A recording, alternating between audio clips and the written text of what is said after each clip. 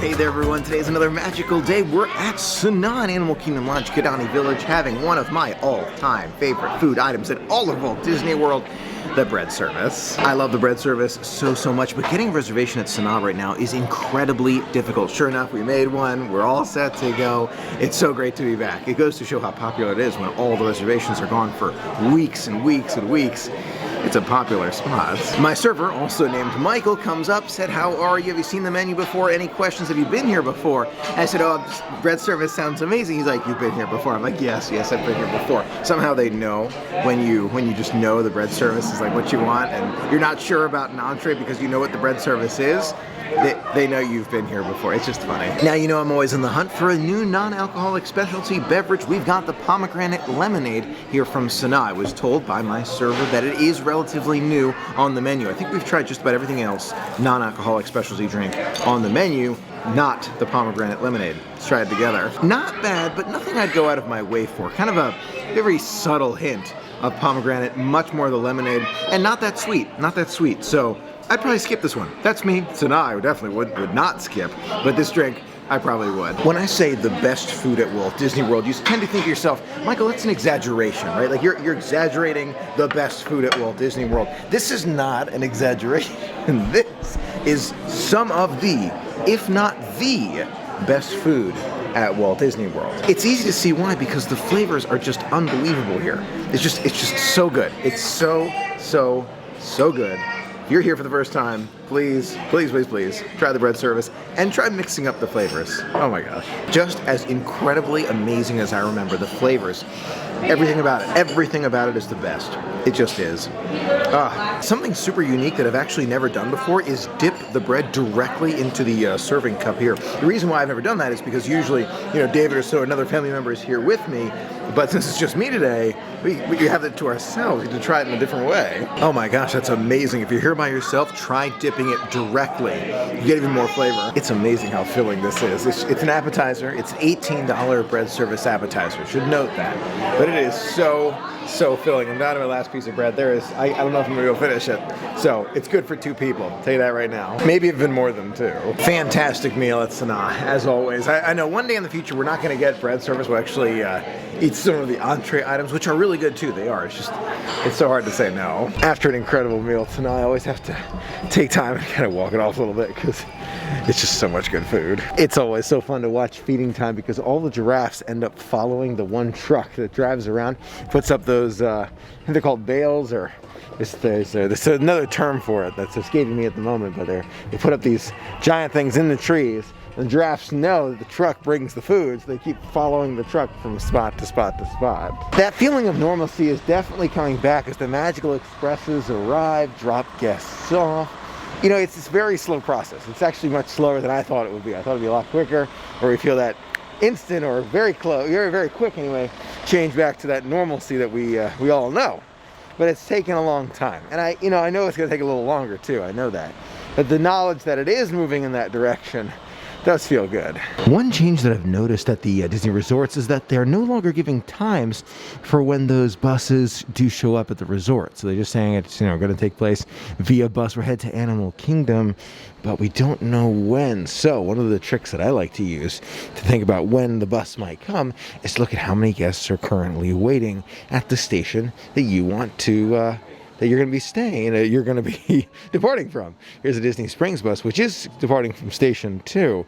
So we'll see how many guests get on that bus. That's just kind of my secret to figure it all out. Like, okay, how many people are here? Probably should give me an indicator of how long I'll be waiting. Although most of these guests do look like they're headed to Disney Springs, it doesn't take away from that tip that I like to use.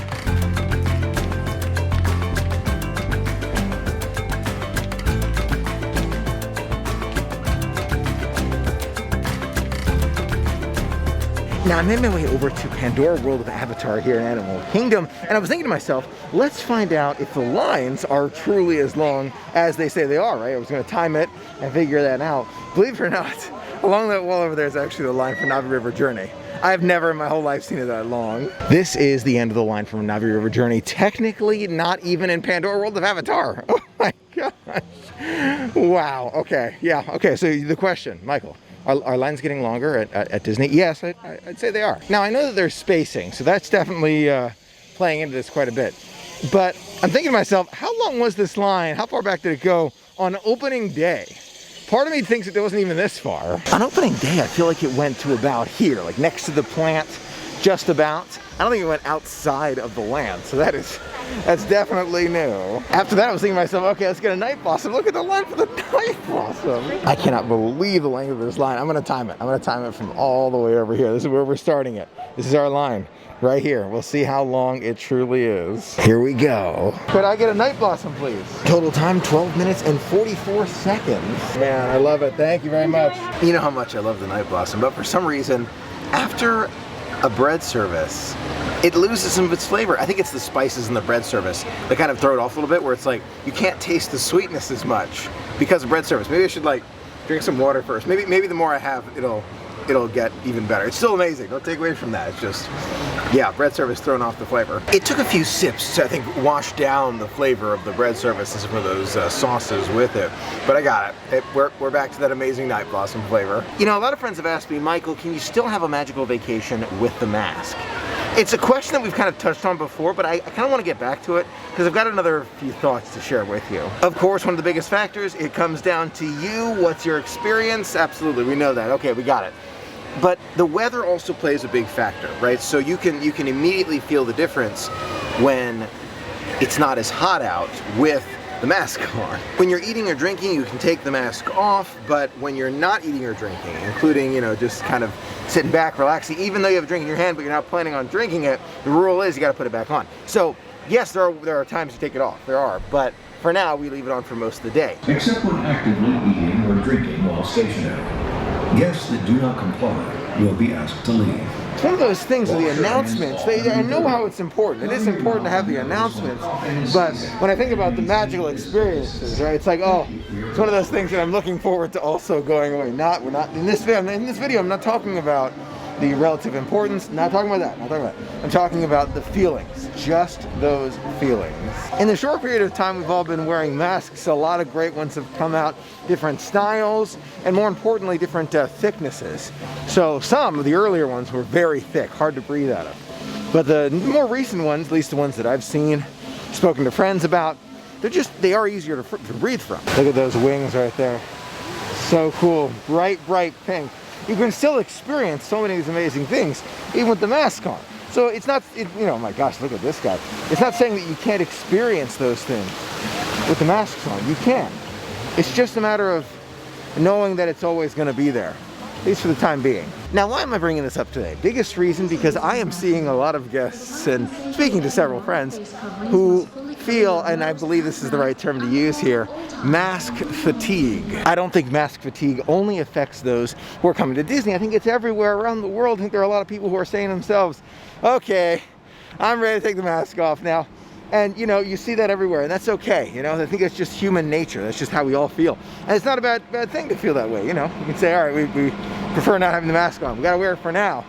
But I think we're all reaching that point where it's like, okay, time to be done. Now there's a lot to look forward to when all this is said and done. One of those things, this is only one of like lots of different things, is the trams. The trams will be coming back when all this is over, and they've recently rebuilt 2 of the different trams at Walt Disney World, the one here at Animal Kingdom and the one at the Transportation Ticket Center, which is the one I'm most excited about, because it takes you all the way from the parking lot, which is a pretty far walk, depending on how far back you're parked, basically right up to the security desk. So I'm really looking forward to the trams running again and the day we can take these off. Another way I know the crowds are indeed coming back at Walt Disney World is by seeing long lines at bus stations, like here at Pop Century Station, Animal Kingdom, long line. Everything we do is different now, and I know that it's temporary, and so when you're here, you have the opportunity to say, I was here, I experienced this, and there's something to be said for that. There is, because life is made up of experiences, at least that's my thought on it. But once you experience that, you say, okay, we're here, we experienced this, and almost immediately you say to yourself, okay, I'm ready to take this off now, go back to the stage shows and everything. It's just one of those moments that, you know, you feel like, okay, this was interesting. Now it's time for the original. The resorts are much easier to navigate with the masks, in my opinion, and I'm not sure why. Like, for me, it makes sense. You know, you have more space, right? That's one big thing. You have more space. But also you think about, like, okay, you've got your room, you can take off the mask in your room, and you've got the pool, and then you can experience things that are much more, maybe it's the relaxed pace thing. You know what? maybe it is. Maybe I'm thinking about this all wrong. Maybe it's about the pace, right? When you run around the parks, you maybe breathe more without hyperventilating. Not sure, but to me the resorts feel, I don't know, easier with all this. Just wanted to update you on a few of my thoughts about all this. One more update for you. A few friends have asked me, Michael, what's your favorite resort at Walt Disney World? For years I said Animal Kingdom Lodge, Kidani Village, and it's one of my favorites for sure. I think I've got a new favorite. Not taking away from Animal Kingdom Lodge, Kidani Village. I love it, I absolutely do. But there's something about the beach club. I don't know, in recent months, I've just been, they keep coming back to the beach club. Love seeing the beach club. Want to stay at the beach club again in the future, no doubt. But it's that pool. It's the pool, it's the closeness to Epcot, it's the walkability to so many places. I don't know, Kidani, I think, I love it. It's like, it's my second place, but I think Beach Club has taken over as my number one. At least for now. I might change that. I'm sure I'll change it in the future, but there's something magical about the Beach Club. Yacht Club's in there too. It is. It's definitely in there. It's just that, I don't know, Beach Club attracts me quicker, probably because of Cape May Cafe. Sanaa, Night Blossom, a few of my thoughts. A unique video today, but delighted to share it with you. Thanks so much for being a part of the magic with me today. It was so much fun sharing it all with you. Until next time, have a magical day.